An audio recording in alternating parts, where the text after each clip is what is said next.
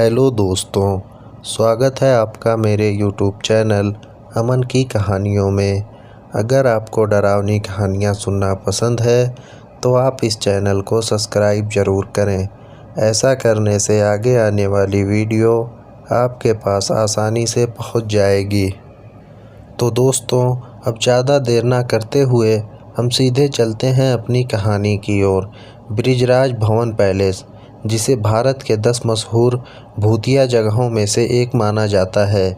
इस भवन को आज से 178 साल पहले अंग्रेज़ों के शासनकाल में बनवाया गया था, लेकिन 1980 के बाद इस भवन को एक होटल में तब्दील कर दिया गया। इस भवन का नाम कोटा के महाराव ब्रिजराज सिंह के नाम पर रखा गया है। आज भी लोग यहाँ होने वाली घटनाओं से खौफ के साए में रहते हैं। यहाँ के स्थानीय लोगों का कहना है कि 1857 की क्रांति के समय एक ब्रिटिश जनरल, जिसका नाम मेजर बर्टन था, इस महल में रहता था। हालांकि वो जनरल दूसरे अंग्रेज़ों की तरह क्रूर नहीं था, लेकिन अंग्रेज़ तो अंग्रेज़ होते हैं। उस दौरान भारतीय क्रांतिकारी यहाँ तक भी आज पहुँचे और उन्होंने मेजर और उसके दोनों बेटों को मौत के घाट उतार दिया। इस घटना को कोटा की महारानी खुद अपनी आँखों से मेजर को मरते हुए देखा था। इस घटना के बाद से मेजर बर्टन का भूत इस महल में घूमता है और इसकी पहरेदारी करता है, क्योंकि मेजर का इस महल से बहुत लगाव था। यहाँ पर रात को चौकीदारी करने वाले चौकीदारों का कहना है, कई बार अगर कोई चौकीदार ड्यूटी के वक्त सो रहा होता है तो मेजर बर्टन का भूत उन्हें तमाचे मारकर जगा देता है। सिर्फ इन तमाचों की घटना के अलावा कोई अनहोनी नहीं हुई है। मेजर बर्टन का भूत ना किसी को नुकसान पहुंचाता है, बस अपने प्यारे महल की सुरक्षा में उसकी आत्मा आज भी उस महल में भटक रही है। इन सभी घटनाओं में कितनी सच्चाई है, ये तो केवल वहाँ काम करने वाले चौकीदार ही बयां कर सकते हैं, लेकिन फिर भी हम भारत में ऐसी ऐतिहासिक जगहों को नकार नहीं सकते और ऐसी जगहों को संस्कृति धरोहर के रूप में विकसित करना चाहिए। तो दोस्तों, इस कहानी में बस इतना ही। अब हम चलते हैं अपनी अगली कहानी की ओर। राजस्थान के भीलवाड़ा ज़िले में एक गांव में रमा नाम की एक औरत रहती थी। उसकी शादी तो उसके घर वालों ने बचपन में ही कर दी थी और उसके 3 बच्चे हैं। उसको उसके ससुराल वाले तो बहुत प्यार से रखते थे, लेकिन गांव वाले उस पर किसी प्रेत आत्मा का साया बताते थे। गांव वाले उससे अक्सर दूर ही रहते थे, क्योंकि वो जो भी बोलती थी वो सच हो जाता था। रमा के मायके में उसके पड़ोसी बताते हैं कि बचपन में रमा को एक कुत्ते ने काट लिया था, तो रमा ने अचानक मुंह से कुत्ते के लिए बद्दुआ निकाल दी थी। इस कुत्ते को मौत क्यों नहीं आ जाती। अगले दिन ही हुआ कि कुछ ऐसा, और वो कुत्ता गली के बाहर मरा हुआ पड़ा था। तब से गांव वालों में दहशत फैल गई। दूसरी घटना तो इतनी भयानक थी कि लोग रमा को डायन कहने लगे। ऐसे ही एक बार बचपन में रमा का एक दिन तवे से हाथ जल गया। हाथ जलने से वो तो ज़ोर से चीखने चिल्लाने और रोने लगी। उस दिन घर वाले सब खेत गए थे। उसकी बड़ी बहन घर पर ही थी। वो दौड़कर अंदर आई और अपनी बहन का घाव देखा तो वो बोली, बस इतना सा जल जाने पर क्यों इतना मुंह फाड़ कर रो रही है। रमा को इसकी इस बात पर गुस्सा आया और बोली, तुझको आग लगे तब पता चले कि कितना दर्द होता है। फिर होना क्या था, अनहोनी होने में क्या देर थी। उसी रात घर के पास पड़े चारे में आग लगने से उसकी लपेटे पर घर भी आ गया और उस लपेटों में केवल रमा की बहन ही जली, बाकी सब बच गए। काफ़ी ज़्यादा जल जाने की वजह से कुछ ही दिनों में उसकी मौत हो गई। इस घटना के बाद से लोग उसे चुड़ैल कहकर पुकारने लगे।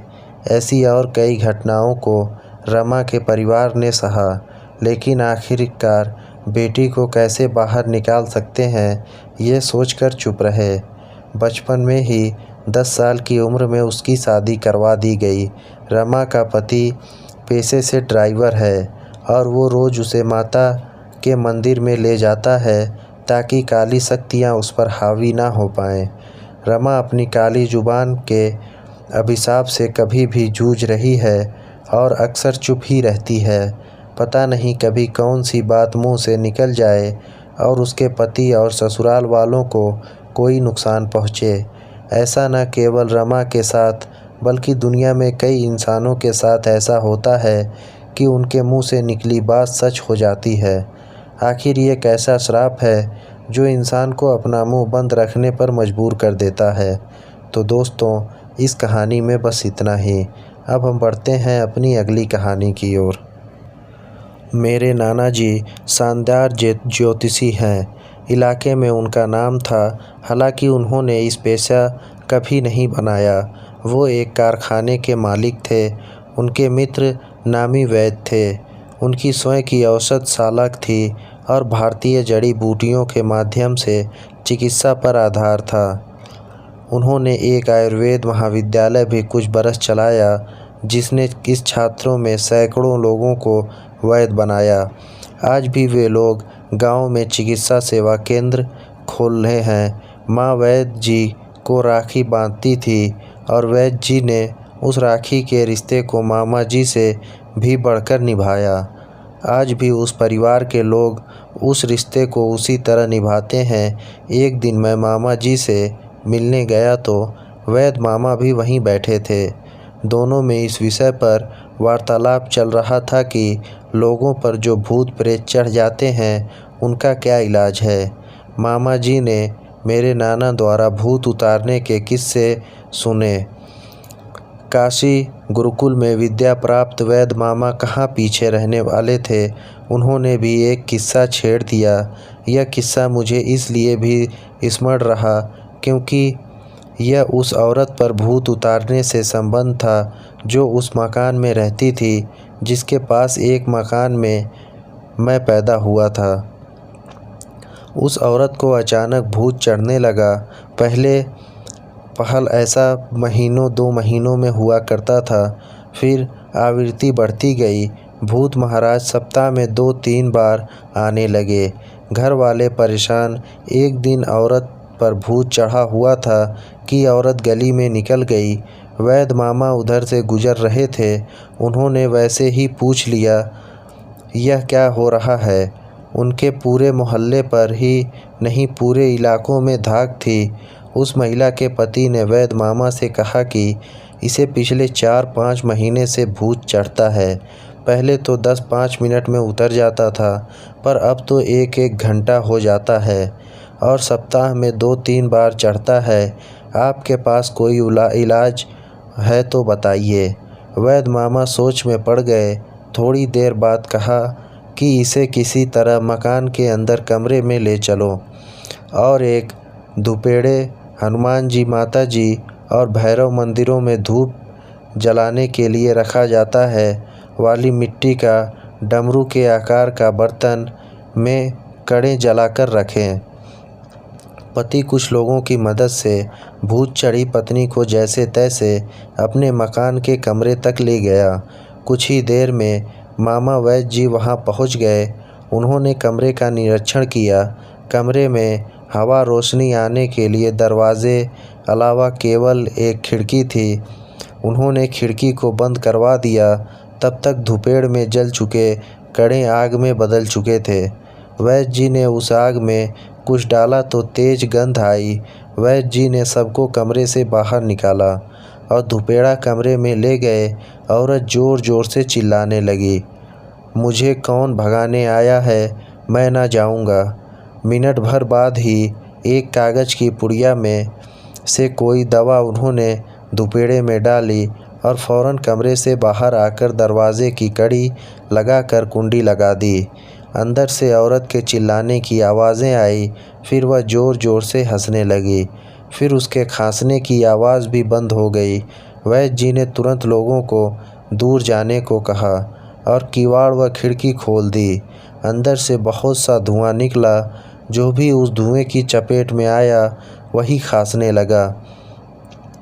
औरत अचेत पड़ी थी। वैद्य जी ने उस औरत के पति को कहा कि उसे खुले में ले आए, कुछ देर में यह ठीक हो जाएगी। तभी औरत ने आंखें खोली और सामान्य हो गई। लोगों को देख घूंघट कर लिया। उस भूत उतर चुका था। वैद्य मामा ने जब किस्सा सुना चुके तो मैंने पूछा, आखिर आपने किया क्या था? तब वैद्य मामा कहने लगे, मैंने बस थोड़ा सा लाल मिर्च का पाउडर धुपेड़े में डाला था, जिसके धुएं से औरत बेहाल होकर बेहोश हो गई। होश में आई तो उसका भूत उतर गया था। और उस औरत को कुछ हो जाता तो?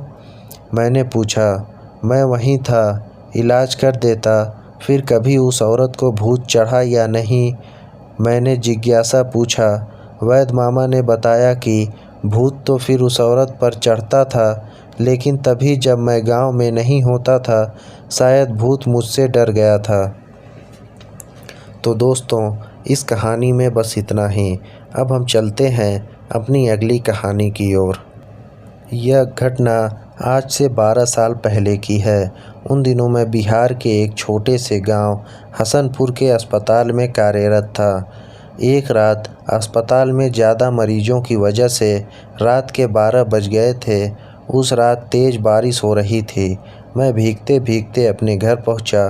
कपड़े भी गीले हो जाने की वजह से मैं अपने कपड़े बदल ही रहा था कि अचानक दरवाज़ा खटखटाने की आवाज़ आई।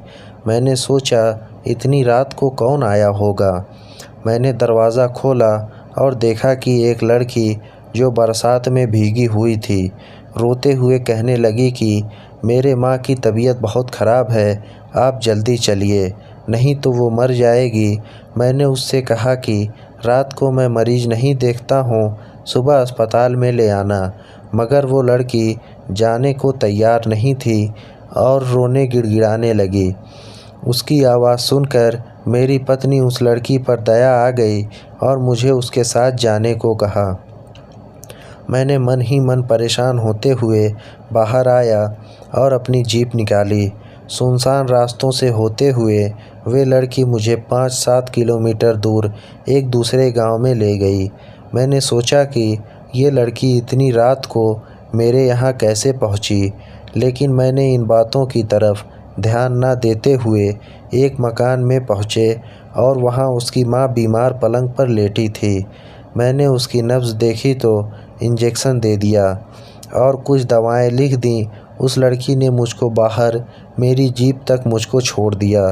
फिर मैं घर पर आ गया। अगली सुबह मैं जब अस्पताल के लिए जाने लगा तो सोचा कि रात वाले मरीज़ से मिलता जाऊं। थोड़ा सा चक्कर ही पड़ेगा रास्ते में जाने को। ये सोचकर मैं वहां गांव में पहुंचा। मैं रात को जिस मकान में गया वो उस जगह पर मुझे नहीं दिखा। मुझे उस जगह पर खंडहर नज़र आ रहा था। तो मैं गांव के लोगों से पूछने लगा कि यहाँ एक घर और एक परिवार था।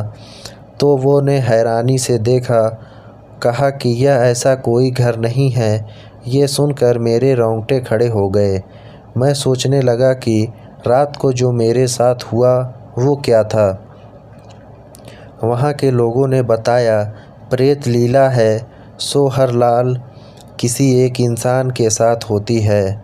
ये तो गनीमत है कि आप जिंदा बच गए, वरना वो आत्मा आपको जिंदा नहीं छोड़ती। मैं हालांकि भूत प्रेत में ज़्यादा विश्वास नहीं करता था। मैं जब गांव वालों के साथ उस खंडहर में पहुंचा तो उस खंडहर में बाहर मेरी जीप के पहिए के निशान थे और वो इंजेक्शन और दवा भी वहीं पड़ी थी। मैंने बिना लोगों से और बात किए फिर उसे घर लौट आया और घर वालों को सारी बातें बताई। उसके कुछ दिनों बाद मेरा तबादला दूसरे गांव में हो गया, लेकिन उस रात की घटना के बारे में सोचकर आज भी मेरी रूह कांप जाती है। तो दोस्तों, इस कहानी में बस इतना ही। ये कहानियाँ आपको कैसी लगीं अपनी राय कमेंट बॉक्स में ज़रूर दें। और अगर आपने ये चैनल अभी तक सब्सक्राइब नहीं किया है तो अभी कर लें। हम फिर मिलेंगे किसी नई कहानी के साथ।